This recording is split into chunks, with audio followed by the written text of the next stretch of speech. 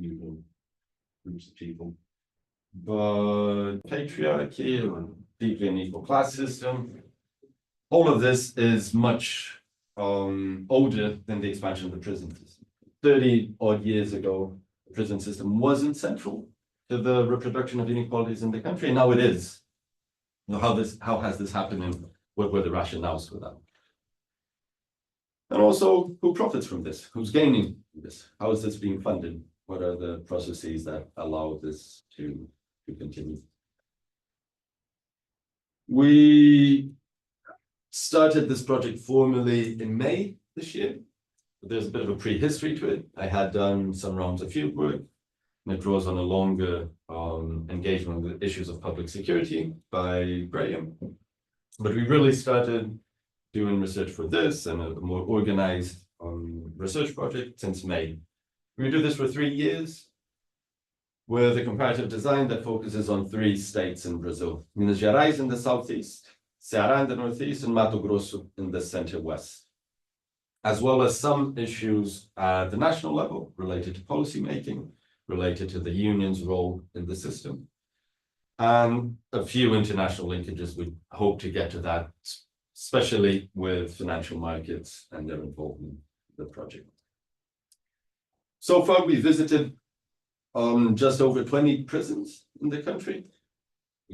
We have entered these prisons in very different ways, sometimes with the prison guard, sometimes with the prison directors, sometimes with the judge that inspects the prison. And this gives you a view into very different spaces. The prison that you see with a prison guard is very different to the prison that you see with a prison director. We'll be collating these different views of it.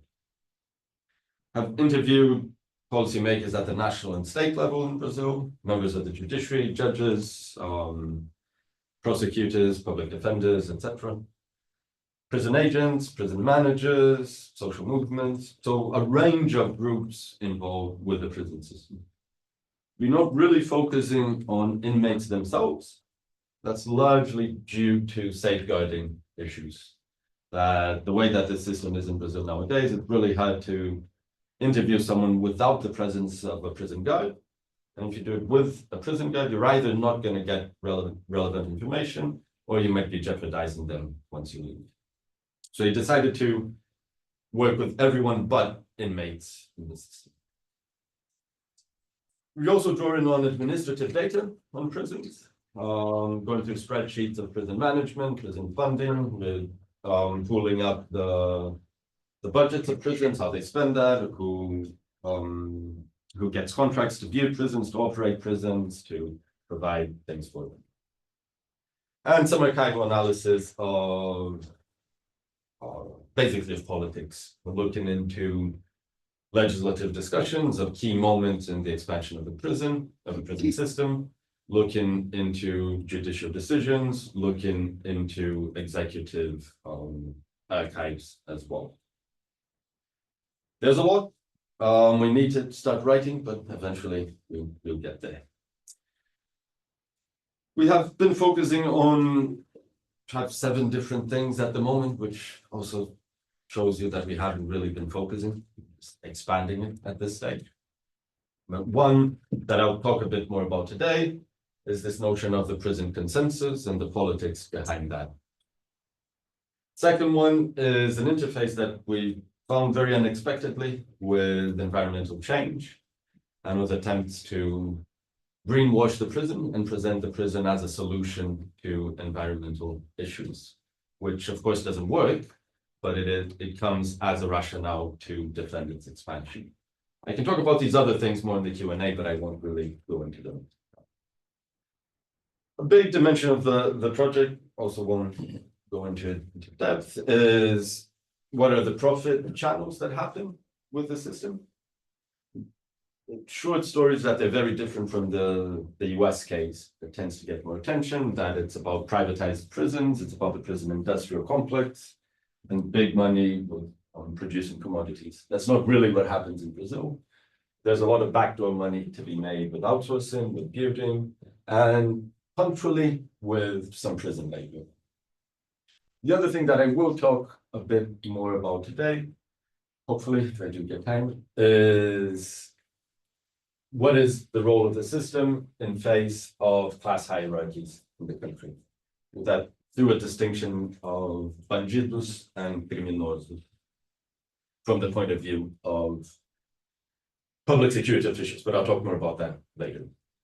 We've got a front of the project that's about organized criminal groups and how international networks are being reformulated through that, with prisons as main nodes in their network, how criminal governance from within prisons has become a source of strength of criminal groups, as well as a command center that organizes drug trafficking groups overall.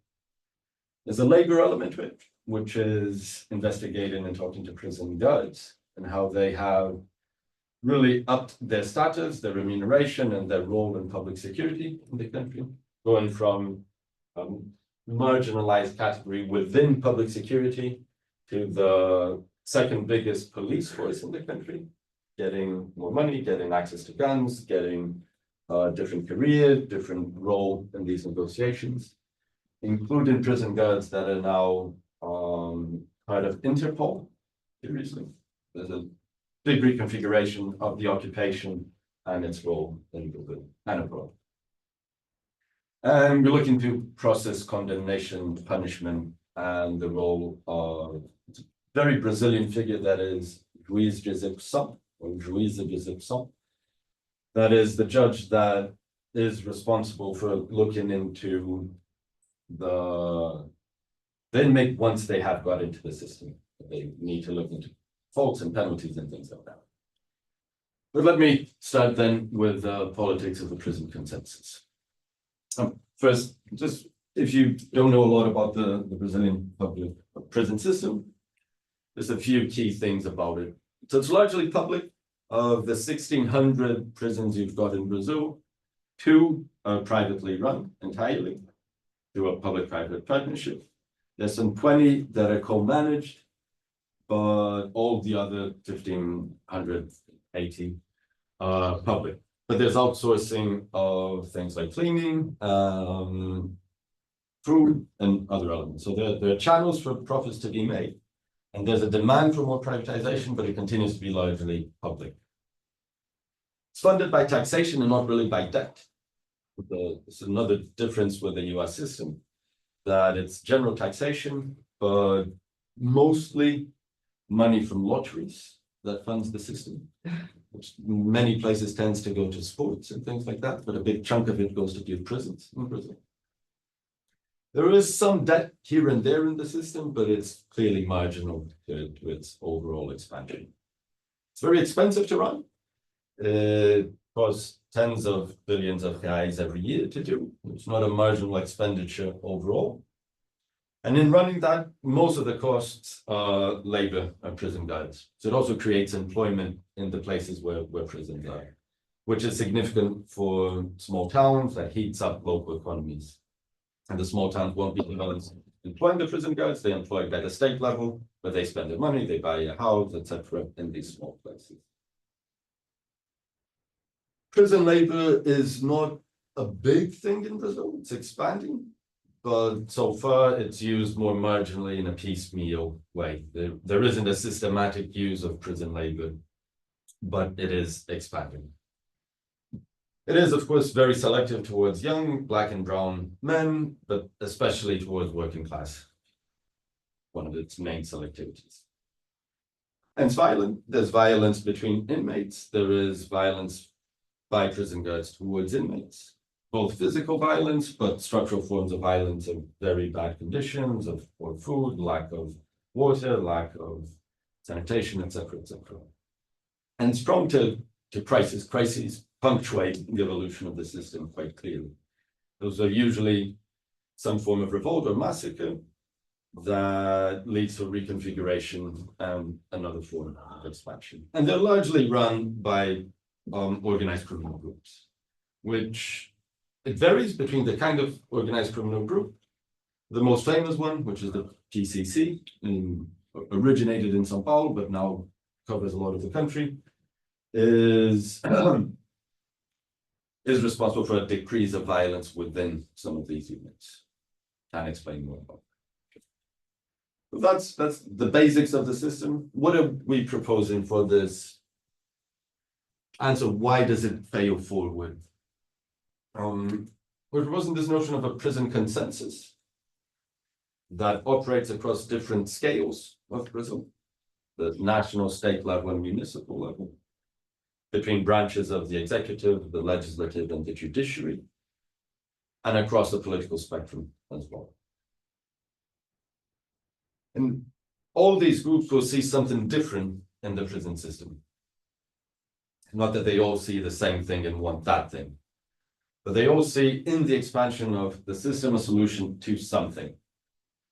And groups on the center left, the main priority would probably be to reduce inequality, avoid incarceration, something like that. There's some ambiguity, but they see in the expansion of the prison system a way to reduce its dehumanizing features.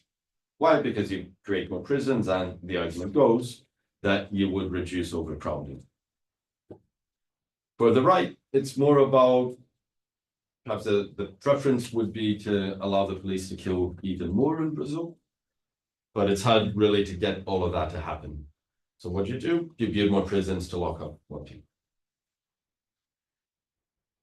For local mayors, they probably prefer to have a new hospital or a new school built in the municipality, but there'll be someone willing to build a prison there. They'll accept that as another option. So all these groups will see different things. They don't quite want the system, but you can get that as a solution that holds. I will go back to some more elements of that later on, but this consensus has spread throughout the country. What began in São Paulo is now very much a national phenomenon. It has involved the mobilization of tremendous resources, and it has disabled or prevented a discussion about incarceration per se. You can discuss how to run the system. You can discuss whether to humanize it or not. You might want to kill more people, but it has prevented a discussion of whether Brazil needs in the first place a massive carceral system or not. So it shifts the level of discussion to running the system. It naturalizes the need for this big system. And one of its key sources of strength is that nobody really wants prisons. If it was something that the left really wanted, when it were in power, it would build more prisons. And then when the right came in, it wouldn't, and vice versa. But the fact that no one really wants it makes it be this default solution, which explains its stability, the rate of increase being stable over time. I've shown some evidence for these different points here. So this is a map of where Brazil had prisons in 1985 and where it had prisons in 2020. You can see a big spread, but also one that goes to the interior of the different states. So used to be more concentrated in capitals. It has now got a much bigger footprint throughout the country. It's just in each state of Brazil, the red line is the number of vacancies, of cells in the system, and the rate of incarceration. And we can see that it has grown in every single state of the federation. So it is a project that has really become national. The resulting rates are different, definitely, but they're all high. Many of them individually are higher than the US.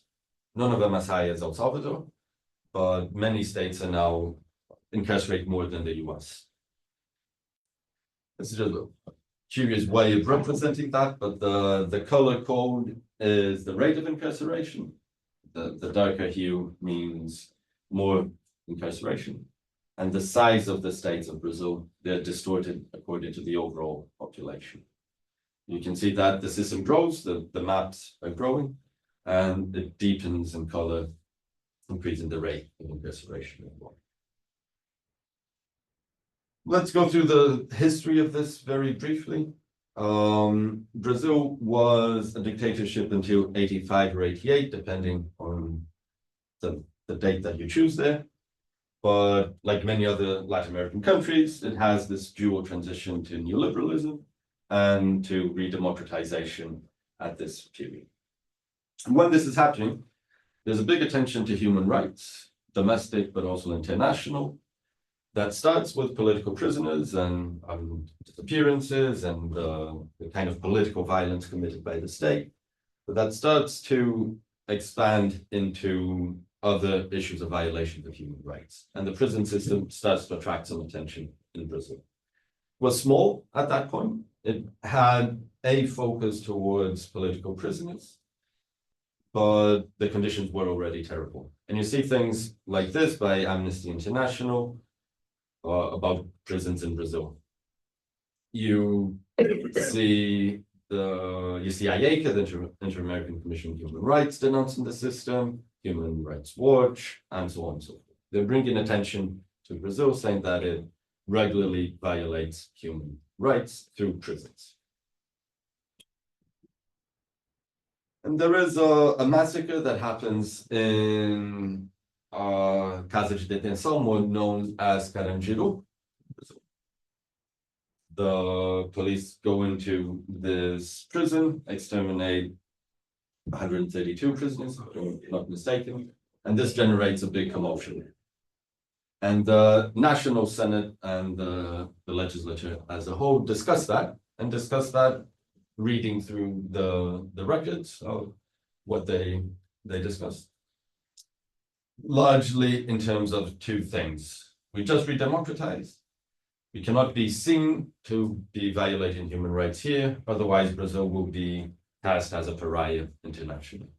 It's not a deep, genuine commitment to the lives of that were lost, but public relations project on the international scale. It's not that I defend bandidos, criminals, or I'll get to that term later on. On the contrary, but the whole world is looking to Brazil right now, given this very grave attack on human rights. And they're worried about this escaping their control. So revolts in prisons becoming a wider issue of social order. They say that this problem in Sao Paulo that made Brazil, all of Brazil sad, it's making the news internationally. We cannot allow spectacles like this that were small happenings in small penitentiaries explode in this sad manner in Sao Paulo. So there's a sense of losing social order, that this transition into democracy, and although they don't say that, to neoliberalism, required a new way of guaranteeing social order in the country, and that the prison system had to be reformulated in light of that. And the result of this discussion of this crisis is the union creates a new instrument to fund the expansions of prisons in Brazil. So there's now federal money that goes into the states. This happens, and in the aftermath of this, prisons start being built in 95, more or less, 98, they start being inaugurated, and that's the break in the original series that I've shown. So, sorry for that in Portuguese, but the political deal or the political arena becomes configured in the way that constitutionally the union in Brazil is not responsible for public security, but it is, of course, politically liable for it. So if security is bad in a particular place, people will, as a rule, also blame the national government for that.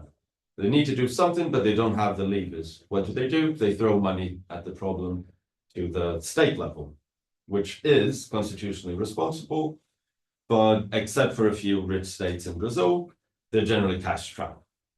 But they can't really deal with the deep issues that underpin problems of public security, the inequalities that underpin that. What do? They get the federal money and build prisons. You need to be seen to do something, you build a prison. And municipalities, again, they wouldn't be the main thing to build a prison, but that's the game in town. That's where the federal money is being sent to the states. The states will find some municipality willing to host a prison. And that's also why you get prisons going from big cities to smaller cities over this period. And this makes the dynamics be always expansive. Most of the prison guards we interview will say something that is equivalent to the expression enxugar gelo. I mean, you've got a block of ice, you're trying to dry a block of ice, but it's constantly wet. It's a common expression in Brazil.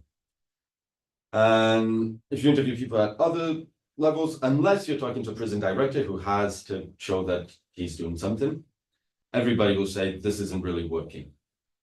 But nobody has the tools and the capacities and the political will to make it different. So the dynamics is to try to build more prisons, they're understaffed, they don't work, but you keep expanding it. Brief data about how this money has gone.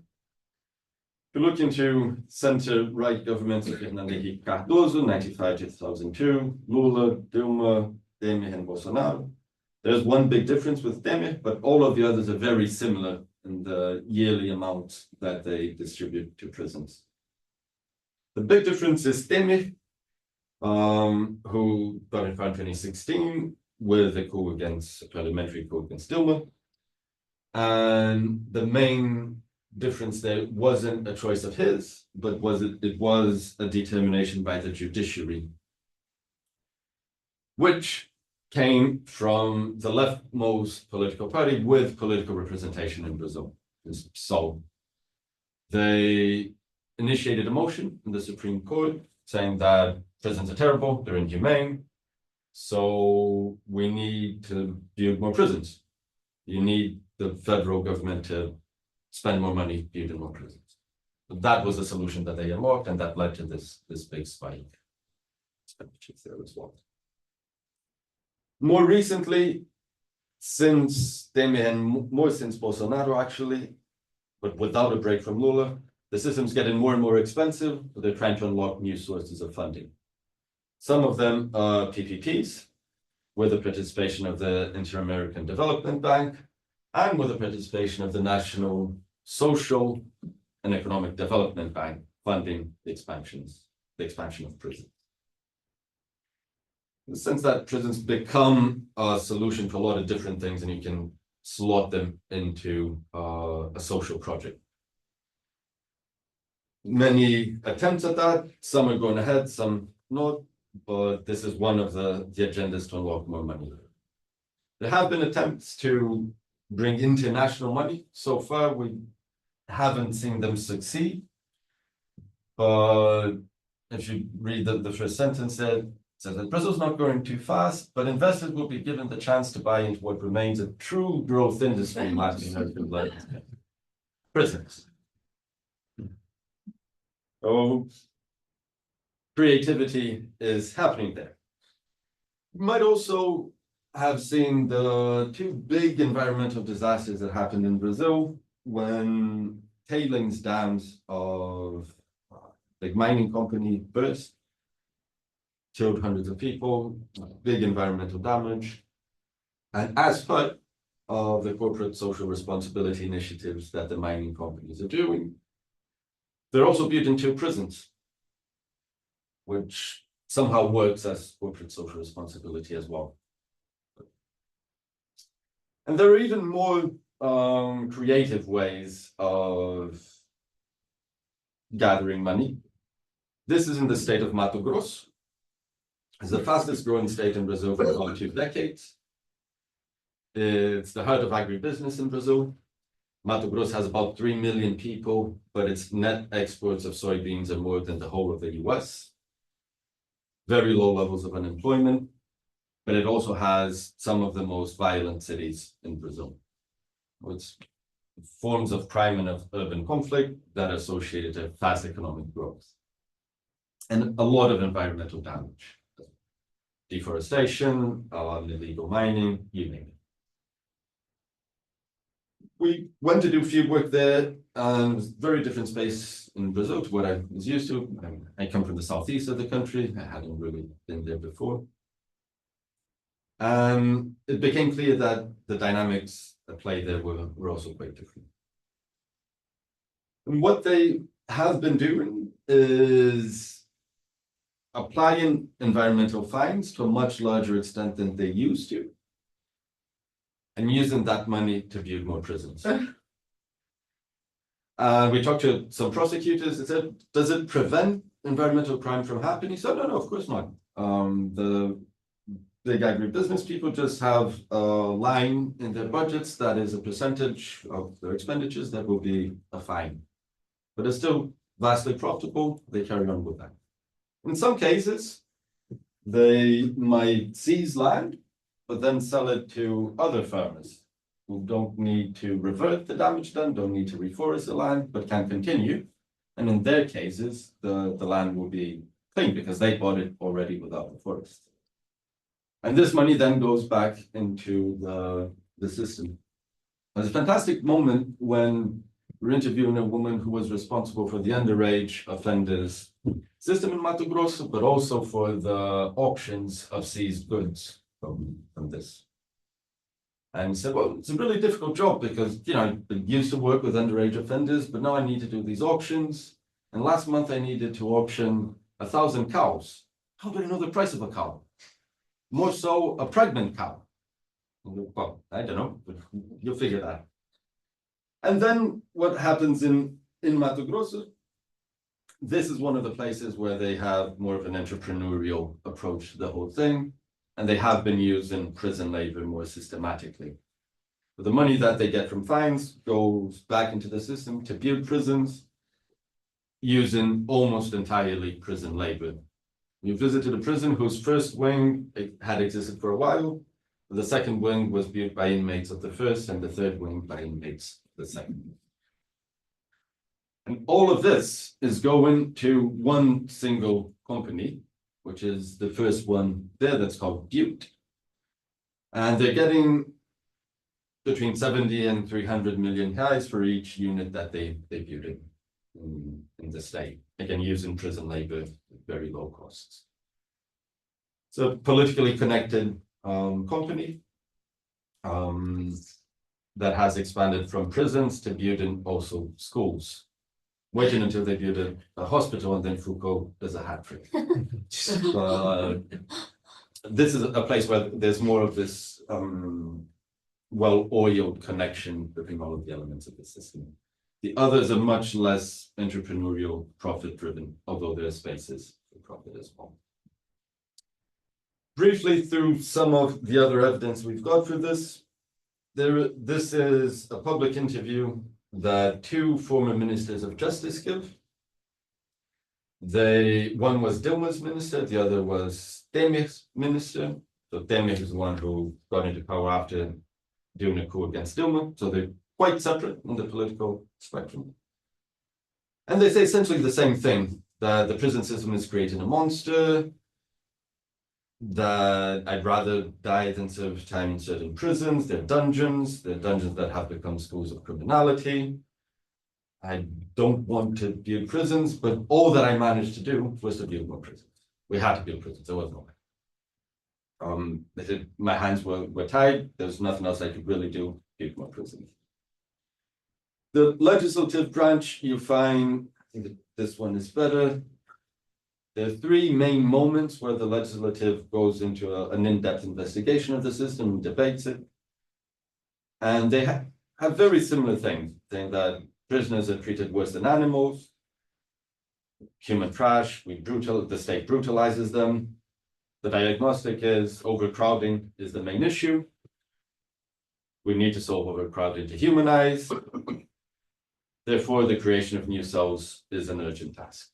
It goes through humanization, through expansion.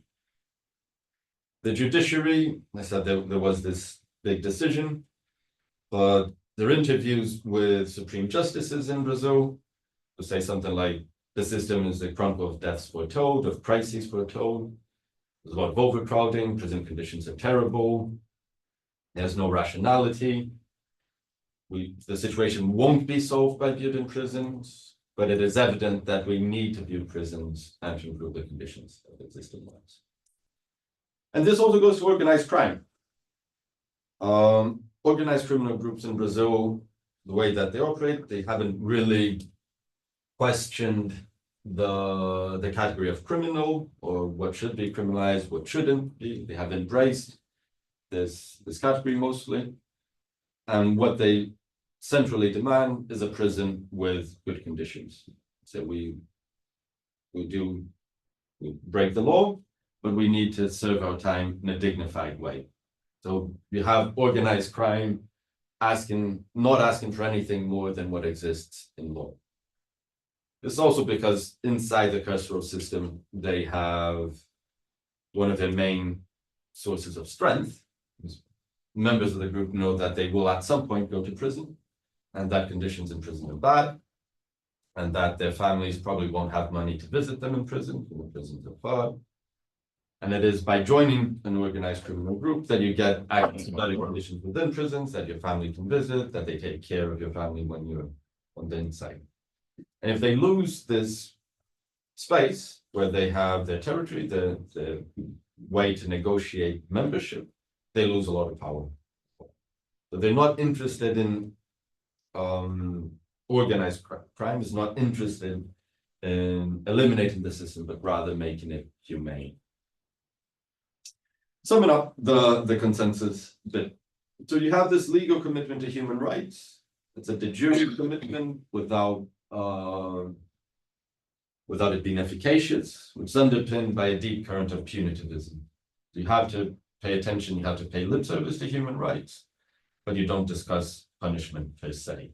It's an argument about conditions in prisons, but not about prisons themselves. And in a high inequality context, with real or supposed victimization, the political demands and the political responses are never really to the left or to the right. They're not about preventing this, they're not about reducing inequality to levels that would be considerably lower, but they cannot be entirely exterminatory. So Brazilian police kill something like 5,000 people per year. That is a lot by any measure, but there are 1 million people in prison. These two things. And with unclear constitutional responsibilities, we also have a process of blaming others, of pushing blame and not assigning responsibility. But this is not a mean convergent consensus. It's not the kind of result that democracies should provide, that you want taxes of 5%, I want 20, we agree on somewhere in between. Because nobody really wants that. It's not a composite agreement that we'll have prisons, but we'll also really invest into prevention, into reducing inequality. Yeah, because these other things don't happen. The strength of it really goes towards building prisons. There's this garbage can model that just in public policy and politics, that you have solutions in search for problems. I argue that it's not that either. And it's not a second best solution. It's not like you have, let's say, a hiring committee in a department and 3 people like different people, and then you're jostling, you can't really get that, and you get a second best. It's not that, because nobody likes the other solution either. It's as though you were constantly rerunning hiring committees, but in the meantime, you're building more prisons. The notion boils down to, although they're universally decried as a problem, as insufficient, as a failure on their own terms, they don't re-socialize, they don't prevent crime, they're porous, they connect with crime outside, they're seen as a solution from that. And this happened in this process where authoritarianism shifted into democracy, needed new forms to maintain social order, in a moment of deep destructuring of the economy in the 80s and 90s. And it's this consensus with a high momentum, with a lot of strength, that's built on the weaknesses of all these different groups. By every different political persuasion, every different political group not really being able to get their way about it, you have a consensus, a resulting process that is much stronger than it would be otherwise. It's a strength that's built on weaknesses. It's the power of a bad idea, essentially. So I've spoken for 14 minutes, and this is all that I had to say about the consensus. I'll speak for 5 to 10 about bandidos and criminosos. That's all right. Okay. It's another element of the research. And there's a lot in Brazil that has been said usually about the difference between bandido and trabalhador. Trabalhador translates easily as worker. Bandido is a bit harder. The literal translation would be bandit, but bandit is not a word in common usage in English nowadays, whilst bandido is a common word in Brazil. It's a harsh word. It's a word that is clearly derogatory. It's not a neutral technical word. Usually this appears outside of the prison space. Gabriel Filtran, an anthropologist from Brazil, has a lot of work on how the police classify some as bandido and others as trabalhador, with the usual elements of racialization, of age, of gender, and place of residence. Now, once you're inside the prison, everybody will be seen by prison administration as some form of law breaking. So, trabalhador is not a category that really exists within the prison. You might have been a trabalhador, but once you're in, not quite. Within prison, the category that struck me, the difference that struck me was between bandido and bandido. This started with, I was interviewing two people who had worked for about 20 years in the system, and they were not within a unit at that point, but they were more of the state level management of it. We're asking them about resocialization. Can you resocialize? He said, no, of course we can. That's a romantic notion. It doesn't happen. How can we resocialize? We're understaffed, the conditions are terrible, etc. Listed a series of working conditions, elements for that. And said, but also you bring a lot of people in, we can't separate them, we don't have separate wings. So you're going to get someone and put them in amidst bandidos. They're just going to come out with a degree in robbery, theft, etc. But there's also something else. We're not talking of criminals here. We're talking of bandidos. Não estamos falando de criminosos. Estamos falando de bandidos. Okay, so how do they create this difference? First, I thought it was about the seriousness of the crime or the presence of violence. But it quickly emerged, and this happened in some 6 to 7 interviews later as well. They said, everyone can be a criminal. I can be a criminal. You can be a criminal. And the 2 main examples that they give are, one, you're in a traffic event, you lose your head, you kill someone, as one does. Happens, you come here, that's it. Or, you go back home, your wife is with someone else, might end up killing them. So we're all one step from that. It naturalizes all of these forms of ultra-violent masculinity, but that's safely within criminal, explicitly saying that.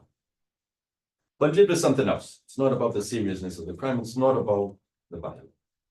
Another one might be about recidivism. Those who commit crime after crime after crime, those would be bandidos. But then, in more than one instance, people mention domestic abuse as within crime, which is one of the most recurrent forms of crime that exist. And those were bandidos, those were criminosos, they could be resocialized. Those the prison system knows how to deal with, not a problem. Well, there might be then some other form of offense that offends specific moral codes or honor codes. And so it might be things like rape, might be sexual abuse. I visited a prison that was specialized to a large extent on sexual crimes. And then they specifically told me that preso de artigo, that's the sort of technical name for those who commit sexual crimes and pedophilia. Preso de artigo não é bandido, é criminoso. So, okay, so what's the deal here? What really defines this category? Organization? Sorry? Organization? Not quite. Yeah. So this, I said, well, let's see what ChatGPT, this good purveyor of stereotypes, tells me if I ask, please draw in the context of Brazil, on the left-hand side, a bandido, and on the right-hand side, a criminoso. And this is what they gave me. And it clicked to me that this is the hypothesis with which we're working, that it is about transgressing class positions. That ultimately, what they see as being beyond the pale is transgressing your class position upwards. Asking them about a series of things, it then became clear that people who steal and people who, particularly who traffic, those are the real bandidos. Those are the ones that are irredeemable, that cannot be resocialized. And this means that all that you can do is let them rot in prison, and that's it. There's no point in spending human energy because it's futile, because it won't lead to anything. All the other groups might be difficult if you staff the prisons properly, if you have better working conditions, etc., etc. There's a chance. Not easy, but there's a chance. And they're not condoning these crimes, other forms of transgression, but that can be done. Those who have got used to living a life that is above what they've been slaughtered to, those you can. And there are a couple of sentences that I think convey that. This one was by a prison guard. And so different groups here, which are the hardest ones to deal? Which ones do you think can be resocialized? Said, well, those who come from traffic, they are malandro. They are lazy, they're hard. If they just come from homicide, that's okay. But trafficking, that's really hard. Another guy says, traffickers, they have already, I'm quoting, experienced the delights of easy money, and you can never really put them back. And I'm not quoting anymore. You can never put them back into their position. And what really drew it home for me was we visited we're talking to the overhead of a big prison, and not a big prison, different kind of prison in Brazil that is much more humane, that the prison guards run it, that the prisoners run it largely. There's all things that go into it. It's selective in some ways, and there's a lot. But the motto is nobody is irredeemable. Everyone can be saved. And after 2 hours talking, the guy had opened up a bit more, and he was one of the masterminds of it. He said, does this work for everyone? He said, no, there's a group that it doesn't. He says, there are people sometimes mention psychopaths, but I haven't really met a lot of them. Worked with this for 40 years, and I've met a handful, 5, 6. So, that's not really an issue. Sociopaths, that might look strange. I can work with them. I can re-socialize them as well. Now, what you can't do is people who have lived off crime for their lives. Those who, and then he says, those who do not believe that it is possible to work honestly and live with a minimum wage. Those people, you can't deal with them. Again, in an institution that its motto is nobody is irrecoverable. So, wrapping this up a bit, mention some quick points that relate to this distinction and why it might matter.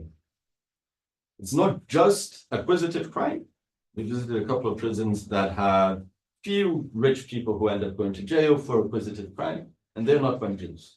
They're separated as high net worth inmates, and they're given a special wing, and you deal with them differently. So it's upwardly mobile acquisitive crime. Part of this, I believe, and this is a more hypothetical level, has to do with the class position of prison guards, mostly, that tend to come from poor backgrounds, have access to a lower middle class position. One interview that we had with a young prison guard, you say, no, I'd save money for over a month to go with my girlfriend to a nice restaurant, and went there. Do you know who I see? Former inmate here who's part of an organized criminal group. I can't let that happen. This notion that there is an unfairness in them being able to escape a class position that in the origins was broadly similar. Thinking about transgression, gender is an interesting point in that. That if you switch the gender, so bandida, it ceases to be about crime, an acquisitive crime. It's about sleeping around. So a bandida is a woman who sleeps around. And it's the same for vagabundo. Vagabundo is a guy who doesn't work. A vagabunda, again, is a woman of loose morals. Aventureiro, aventureira, the same. So the sort of transgression that is really beyond the pale for men is escaping their class position. For women, it is having autonomy over their bodies. Been doing a bit of work into the etymology of this and old dictionaries in Portuguese. That's still beginning. And the final point that comes up, two things. One, between organized criminal groups, they rarely use the word bandido. They call each other ladrão, thief, to a large extent. And criminoso, not, it's kind of a lofty word, but they say o crime fortalece o crime. We are part of crime, but rarely bandido. Comes up, but it's much rarer. And I'd say that bandido is fundamentally a category of class transgression. That doesn't mean that it's not racial. That those who are transgressing their class position, more often than not, are also transgressing the social position that is assigned to brown individuals as well. So it's not a category that's founded on a racializing dimension, but it is racialized given the intersections of inequality. The point that I draw out of this on violence about this distinction is that from the point of view of public security officials, which is a specific one, it's not representative of Brazil as a whole, but they are public officials who can use violence.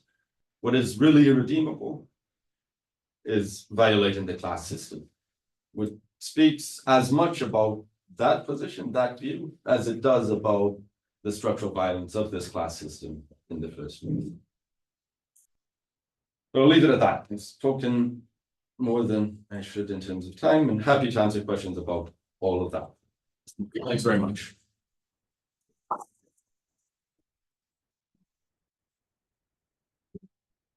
Great, thank you, Pedro. That was really, really interesting. A couple of questions occurred to me. First one was right at the beginning, you showed a graph where you saw the very steep increase from 92 or 98, I can't remember which it was, but yeah, this one. But at the end, from 2020, it flattens off. So I just wondered if there was any explanation for that. Just grab something. And then the other thing that occurred to me was more general, which was that you know, the prison consensus, which is which you talked about in a lot of detail and lots of different dimensions of it. But I mean, how unique to Brazil is that? Because my impression is that that kind of consensus exists in the USA, probably lots of European countries as well. So perhaps the way it actually is, it works itself out in Brazil is conditioned by various dimensions of Brazil as a country and as a policy and so on. But the basic idea that there's a problem with criminality, therefore, and the answer is always to build more prisons, seems to me more widespread. So I just wondered if you think there's something more specific about the way, you know, about that it's more specific to Brazil in some way. And then finally, this is probably something that will come up later with other people. The difference between bandido and criminoso is very interesting. And you put it down to class transgression. But I mean, I know that, you know, ChatGPT, I shouldn't rely too much on that. But what it showed was a kind of favelado on one hand, and then somebody who looked more kind of middle class, which implies the kind of the small scale favelado criminal versus the organized crime gangster who, you know, has got lots of money and, you know, doesn't get his hands dirty himself. But that person is still a class transgressor. But I don't, so I just wondered whether that sort of makes sense, whether there are people who are class transgressors who are not bandidos. So if people would like to ask a question, then please go ahead and raise your hands. Can you manage the? Yeah, so I'll do it. I'll do it. I do it. Pass me on the. It's all right, don't worry. I'll do it. Are we bunching up questions or? Well, no, Pedro, do you want to respond to that first, and then we can take some more questions? Can I just go in Yeah, with your okay. last question, and I have other ones. Yeah, I had the same question. For Peter's last one, but in a different way. Do they really transgress class? Is that really what they're doing? I mean, I think to me, it seems that they have power that they have money to spend, but they're still considered favelados, you know, and particularly the great majority of them who are the ones who don't become rich. So is that really the expression? I don't know. I see where you're coming from, and I'm completely convinced that bandido means, you know, bunches, a lot of people are there, but almost like favelado in a way. But I don't know if transgressing class is yeah, I'd like some more on that. I have other questions, but yeah, just. Sorry, maybe it's useful to are you understanding social class, right? If it's just your economic position, or it's also cultural capital, or where you're based, you know, because Yeah. the criminals, even though they might have access to more resources, and assume they still live in the favelas, right? In many cases. So. Okay, let's start with those then. Post 2020, I think the main thing really is the pandemic. The vast majority of prisons of incarcerating events in Brazil are down to the beat cops. So it's not due to long-standing investigations. It's the Polícia Militar that does the beat. Say someone a flagrante, and that pretty much directly leads to. So with the pandemic, with the restrictions on mobility, that fell down to an extent. There is an issue of, and then on the incarceration side, a few decisions by the judiciary also released some prisoners. But on the side of prison construction, the government has continued to dedicate some money, but perhaps the pandemic delayed the construction as well. But something that we still need to look into, whether the construction has flattened. So that's probably on the road. How unique is it to Brazil, and particularly the notion of prisons being an answer? It might be the case that you have very similar set of outcomes in other countries. And if you look in Latin America, post 1980s, the rates of incarceration increased tremendously. They tend to lead to similar things, such as overcrowded prisons that become the main sources of power of organized criminal groups. You see that in Ecuador, you see that in Venezuela, and so on. The politics of it, I think, will be different. And this also means that the impacts surrounding it might be different. So having something that's financed through debt and that centrally uses prison labor, as is the case of the US, it entrenches material interests in a different way. The possibility of diffusing this consensus, I think, will depend on the specifics of it. It would indeed be useful to try to be more explicit, think about and be more explicit about what is unique to the case of Brazil. I think the mechanisms through which it happens would be the more unique element of it. You have implications. Okay. All of these different questions, they do, to a large extent, surround what is class and what is transgression. And been thinking about these words, and I'm not entirely sure that it is, but let me try to explain it in different ways and think about the terminology. So by transgressing, so first I had thought of this as social mobility, and then I think it really isn't, because the point is that these people continue to be seen as or working class or lumpen or some kind of underclass, which should be trabalhador but isn't. And they won't change that by becoming a trafficker, by becoming a thief or what have you, but they'll have access to spaces and goods and things that they shouldn't have. I'm using transgression in the sense that they don't change their class, but they transgress what should be available to that class position. I'm not sure whether the term is correct, but I think it, if I understood your point correctly, I'd agree that they continue to be that same person, but that person, by engaging in these activities, has access to what they shouldn't. And that's the transgression of class position. Then by class, I'm not defining it in any very deep way, but it would be not the income that you have in your pocket, but a more multi-dimensional definition of origins, of location, of habitus, etc.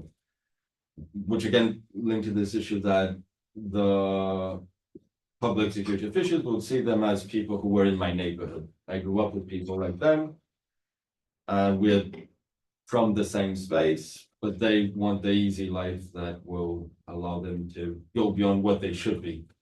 Or the guy from the humanized prison saying that the bandido is that person who does not believe that they can work honestly and live with a minimum wage. So that's what they should be. That's what they are entitled to. And they don't accept that. ChatGPT, again, I wouldn't just, in that case, I wouldn't put too much on it. You have the mobster, which is kind of what shows there, a middle class position.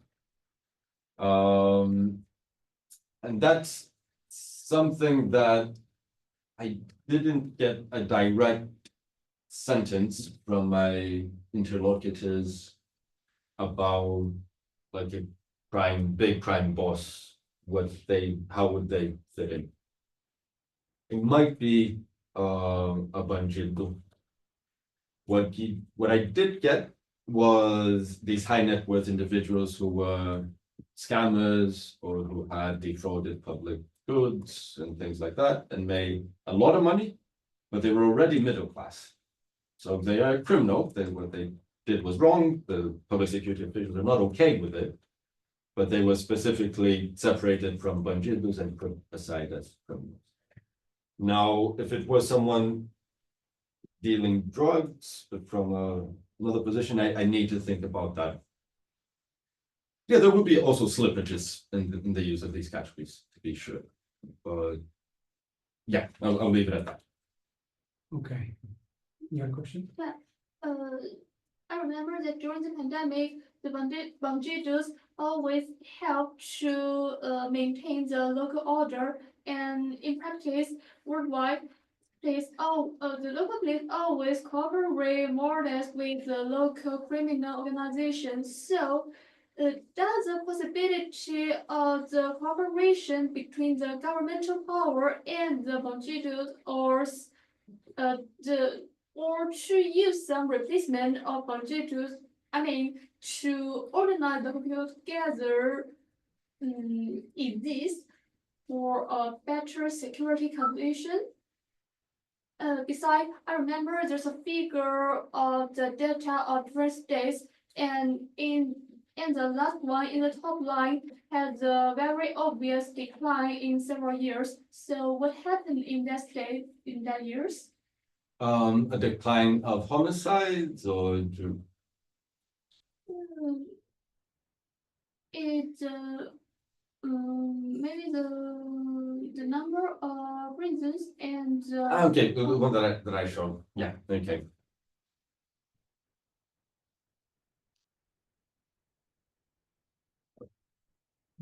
Yeah, thank you.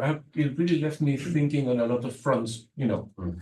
One on the statistics side, if we can go back to the same, and that particular, you know, got me thinking on two directions. One,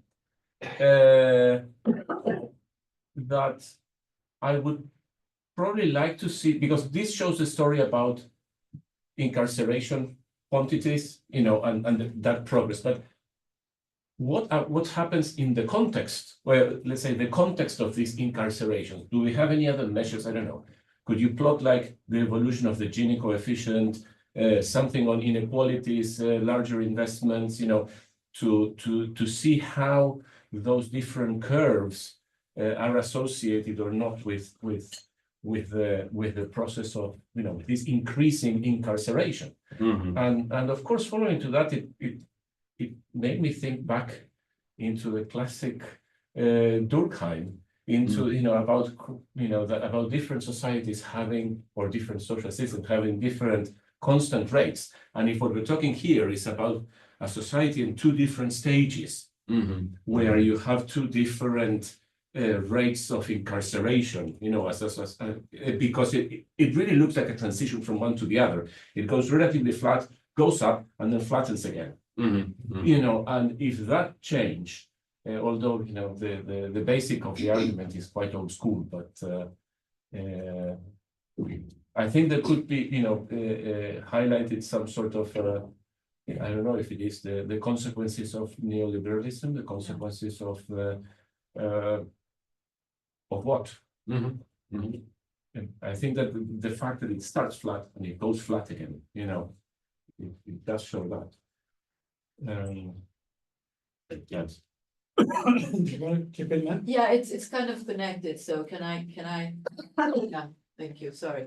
Yeah, it's more or less the same question, without, yeah, perhaps some of it, but because of lack of time, obviously for lack of time, you gave us the graphs and then you went into great detail about the construction aside of it and the interviews about that, but we didn't get much about the incarceration itself, the numbers of why, I mean, in which ways are they, which kinds of criminals are being, or bandidos are being put in prison, you know, mostly, in which ways are they growing?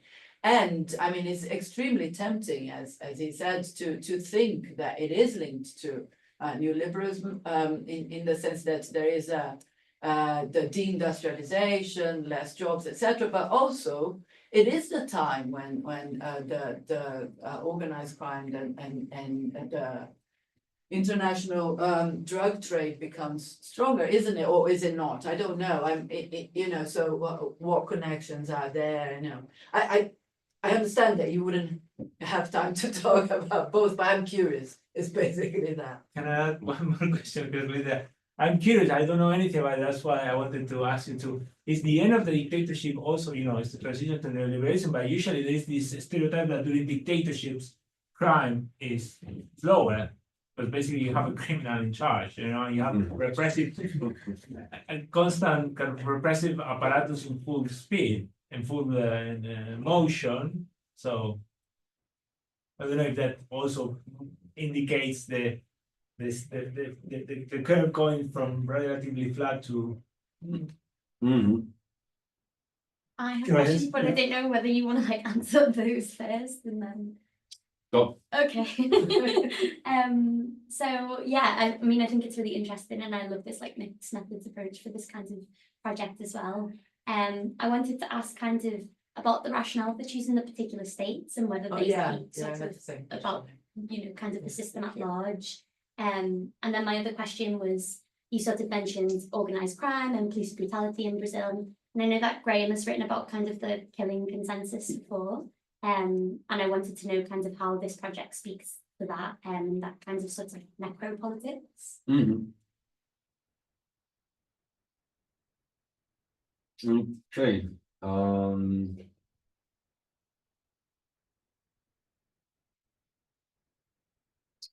So we did see in Brazil and in other places as well, organized criminal groups having an important governance role to play in certain territories.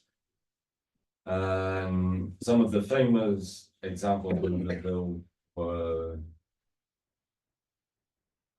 social distancing measures being enforced by organized criminal groups in Rio and Sao Paulo, and distribution of food and medicine during the pandemic, when the national government wasn't in favor of that. And there's some pretty interesting things around that. You also have, in different ways, the emergence of organized criminal groups reducing violence, not crime in general, but violence and homicides in the country. That is specifically the PCC in São Paulo, not other groups like the Rio Case one. To an extent, that is because they managed to get a monopoly on organized crime in certain territories, but they assume functions that they prevent certain things from happening, disputes between different groups. Drug selling in São Paulo happens unarmed nowadays. They don't let that sort of thing happen. They also introduced a series of sociability norms, really, which have a strong dimension of violence to them. They have things like crime tribunals that they judge crimes that happen in that space and mete out punishment. Punishment is harsh. It's nothing that would approach a notion of human rights, let alone of reparative justice or something like that. But compared to the situation that existed before, it has led to lower levels of homicide. It's not a defense of the groups in one way or another, but saying that against the violence of the state, this other form of violence can operate a mediating factor. Now, putting them on the same table and drawing up a way to collaborate, I think that would be harder. There are negotiations, but they're much more tacit than that. And they're always punctuated by crises. Some might be emerging right now. There is two states that the number of prisons decline, and that's a consolidation of existing prisons. There were a couple of massacres in Rio Grande do Norte, and the other one escapes me now. But the way that the state dealt with that was to stop using small prisons and build some bigger ones. The number of prisons declined with that. All right, thanks. And not the most hope-inspiring one. Okay. Shifts between different patterns and things that might have happened with that. So if we look into the different levels here, there's some fluctuation. There are things that will happen one or another. Most states continue to grow during this period. Part of this is the noisiness of the statistics underpinning this. We got this out of spreadsheets of prison management and compiled the numbers and things like that. So a state like Paraná had a big transfer of inmates from one state to another. There's some other elements that go in. But you can see that most of them are still on the rise. But if you look into São Paulo, Yeah, that isn't. yeah. So it might be the case that in some instances you have got to a plateau, and that each state will have a different level that can fluctuate around it somehow. Which is also a question about how does this peak and how does this unravel And it's not, we haven't found anything that would explain what that level would be or how it would unravel. Links to the issue of case selection. The Mato Grosso is a case that has very high growth rates, very low unemployment, but still it has an incarceration rate that is not too different from the US's. It's a small state, 3 million people, so it doesn't take a lot of people inside to get to that rate. But you get, it's also a drug trafficking route. So that although unemployment is low, although growth is high, it's extractive growth. It's growth based on agribusiness that generates a lot of money at the top and very poor quality of employment at the bottom. Some of the people that we interviewed in a local bar in a border town, they're going to say, well, you know, if I go there and bring one block of cocaine over the border, that's 5 months' wages for me. I do that twice a year. So there are different ways in which these processes will occur. We wanted to get the 3 states, and then I'll go back to that. Let me answer that question. I think of different connections of the prison and the wider society and economy around them. Mato Grosso is this very successful capitalist state in a way, but that nevertheless has high incarceration rates. It is a state where there's no overcrowding of prisons right now. This is a recent phenomenon, but over the past 4 years, they've built a lot of prisons using prison labor, etc. And now they've got a 1-to-1 occupancy rate. But it's also in this drug trafficking route, so you have a conflict between 2 main organized criminal groups, the Rio and São Paulo-based one, which really spiked, parallel but interesting thing. When a national motorway was built, linking Mato Grosso to the north, to the Amazon, to export soybeans more quickly. That opened a new path for drug trafficking. Almost all of the drugs that are exported through Brazil latch themselves onto the logistics of commodity exports. You won't build a whole new way of transportation for small goods. You get a big lorry load of soybeans and throw a block of cocaine into it, and things like that.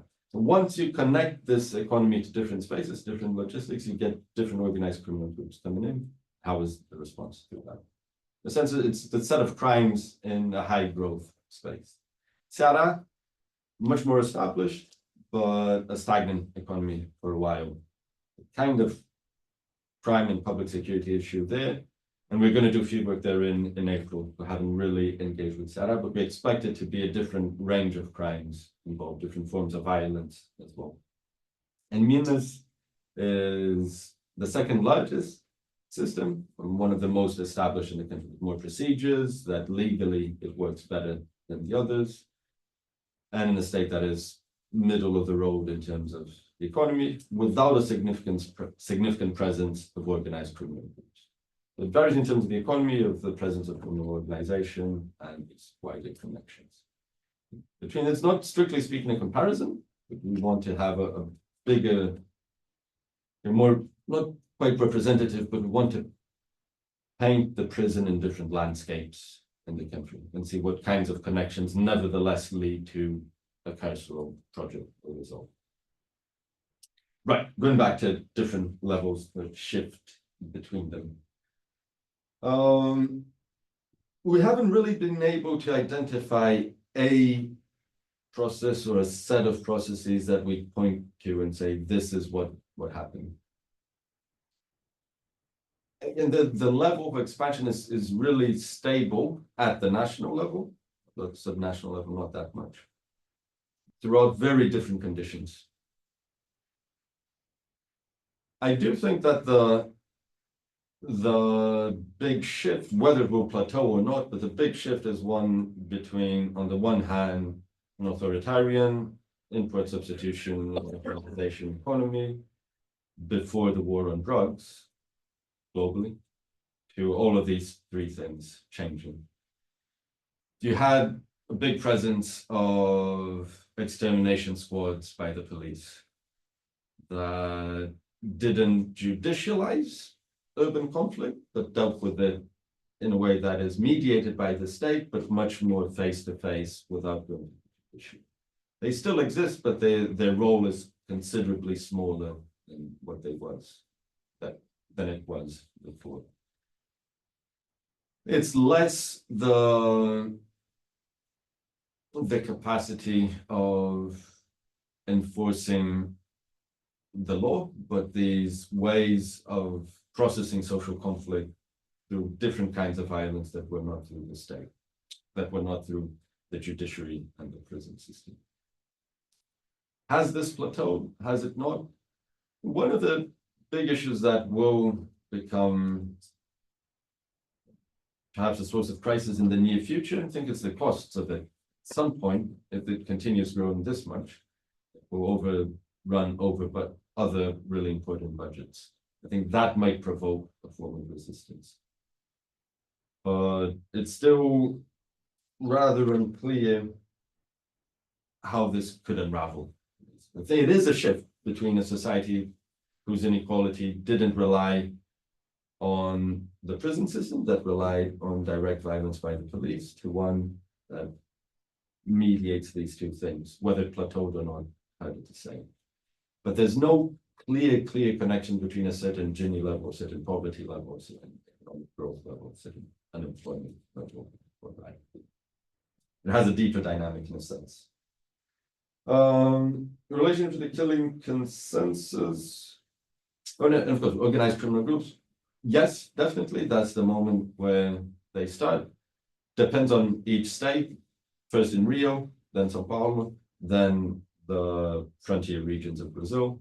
Then the PCC internationalizes and becomes a big supplier to Europe through Italy, within the Ringgit, and buying from other countries. So there is a dynamics that goes out of that, which is based on two major forms of inequality. One, the global one, that you have customers here that can pay about 1,000 times more for a gram of cocaine than the cost of it in Peru and Bolivia. And the inequalities within these countries that provide people who are willing to risk their lives and everything to work on that because of the big disparity within them. And the global war on drugs sustains at least one dimension of that.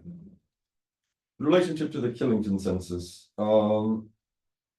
it is quite related in that this is also about how people profit from lives that are considered spendable. And the difference between bandido and criminoso from the point of view of public security, the way that I understand it to be, is also about that. And initially we got into this with visit over 20 prisons, and it's clear that some in many ways are better than others. That if push comes to shove, I would choose to be in one and not in two.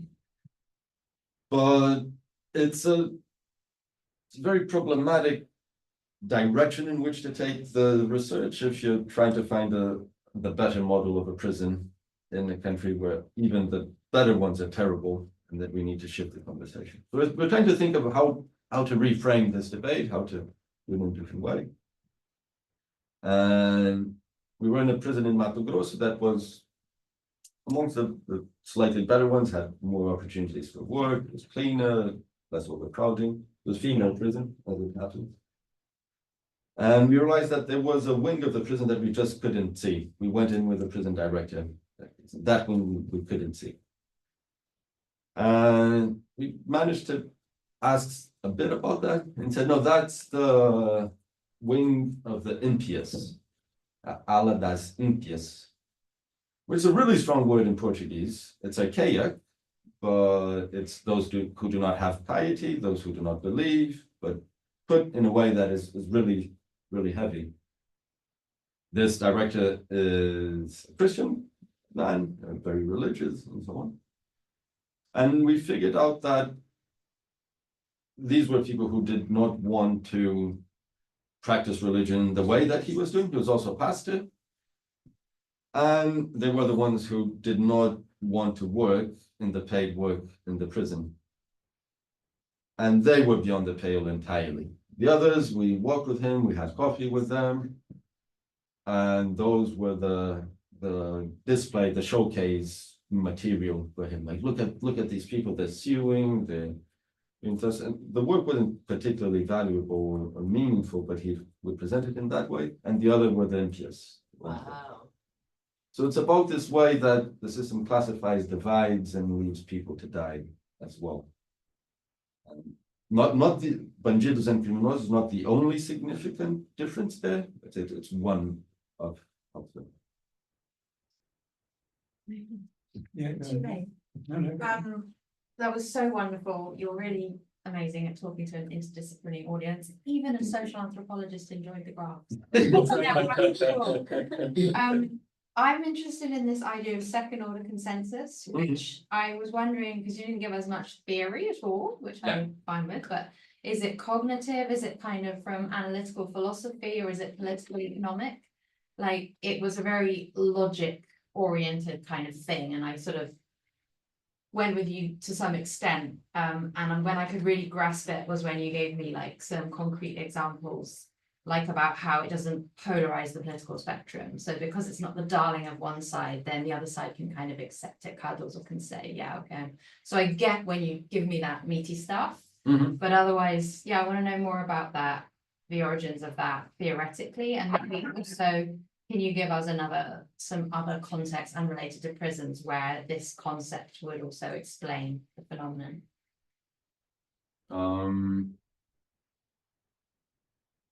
Think about the second question, I'm not sure whether I can, as I try to answer the first, I'll mull it over.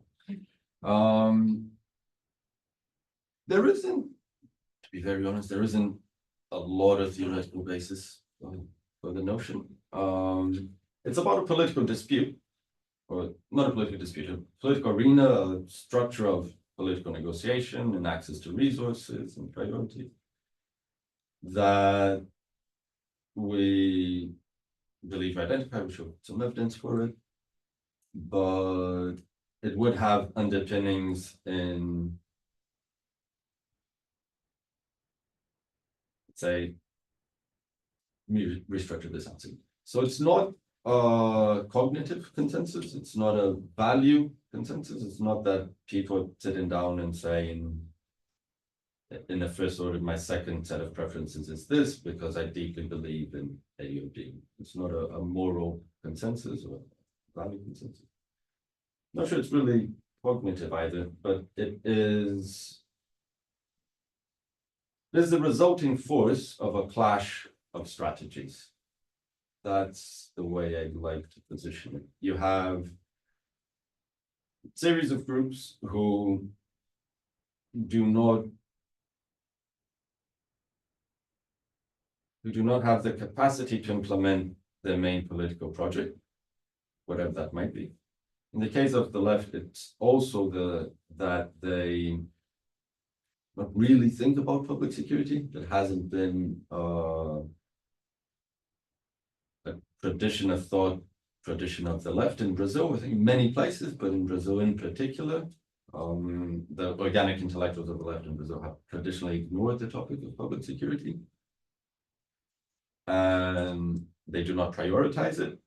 The right wing does in a very mano dura way, meting out repression and so on. But the prison within that is also not their priority. So we're moving towards it more in terms of sketching out what we believe makes sense as a political struggle. And the notion of it being second order, it's because it's what arises not as the main preference of one, but as the resulting force of it. It might be just confusing you more than you were before, that's right. More confused or less confusing? More. Okay, well, I'm glad that there's not, I mean, I'm not glad. I always hope you tell me, oh, it's this author, we're getting the idea from this author, and it's been used in these cases, and Right. you know, I know the that's genealogy actually- of the theory is X. So it's interesting that it's not that. Yeah, no, it's definitely not that. Okay. That was it. No, we're trying to differentiate it from some other things, but when I mentioned it's not a garbage can model. Mhm. And that's a model that you have a set of problems and a set of solutions, and some policy entrepreneur comes up with a solution and tries to find someone who would believe that this is a solution to the problem they face. So that's what consultancies do. Like they learn a couple of things in an MBA, go around saying, where can I implement this? And we're saying it's not this. It's not the median voter theorem of classic politics that under a democracy, you get what the median wants. It's not this. And then we go through eliminating things and saying it's this other thing, but without a clear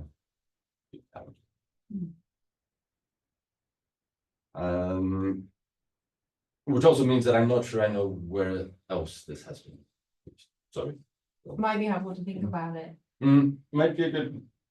So when we were drafting this, well, an article that was more about the consensus, one of the pieces of feedback we got was similar to that. We haven't quite been able to address it, which was of what is this an instance? It's a very similar question to what you're putting in. It's a bigger relevant one that we haven't quite got wrong. Yeah. Okay. We're gonna have to wrap up fairly soon. Okay, yeah, no, it's just on that question, I wonder if you probably have done it, but I mean, would anybody really say in an interview, yeah, I really like prisons? I mean, would they? I mean, I think there is a way in which, particularly in Brazil, you know, there are certain things you just don't say, and perhaps to come out and say, yeah, prisons are a good idea is just a bit, you know, you're not gonna say that. I don't know. I'm just putting the idea out there. I'm not defending it. I think you're right, but people would say other things like, well, if reality were different, they could potentially say that, no, I feel safe because there's a prison here. All right. Well, this prison has really changed the public security situation here, or something like that they could say. They could indicate that in their priorities somehow. They interview people in the legislature and assessors, etc. So, how is the president thinking of prisons? He's not thinking about it. Okay, yeah. So in these ways we get to it, and then when you talk to the people on the right, the concern is usually the military police. That's usually the military police. Sometimes the civil investigative. There's kind of working around it. All right. Quick, very quick. No, I think that precisely the fact that you're struggling to find a way to express that idea, and if you cannot find it in the literature, something that captures that situation, that might be precisely a sign that it requires more intellectual effort on it, and there might be something interesting coming out of it. You know, thinking of the role of the social scientist as, you know, providing the vocabulary to understand the reality for which we cannot really grasp, you know, the fact that you are in that process, you know, there is that, it's like, sounds like you are on the verge of something, you know, that there, A conceptual breakthrough. some sort of, I don't know, but, you know, it sounds interesting in that front, you know, there is a sort of excitement, you know, that you are there. Yeah, so sort of push you to Continue to find a language and the language to express that alignment of political process of consensus generation or non-consensus generation. yeah. No, I agree. Needs a bit of time, fewer essays tomorrow. But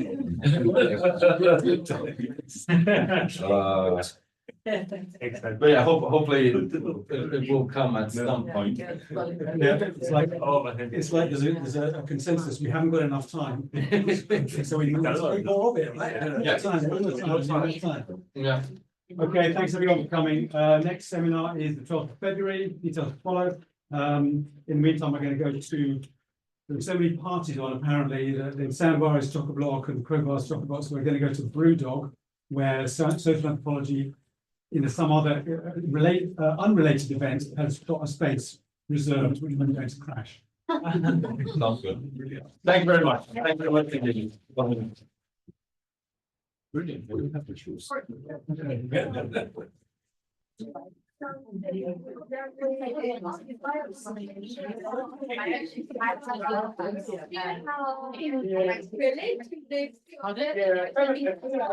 Really?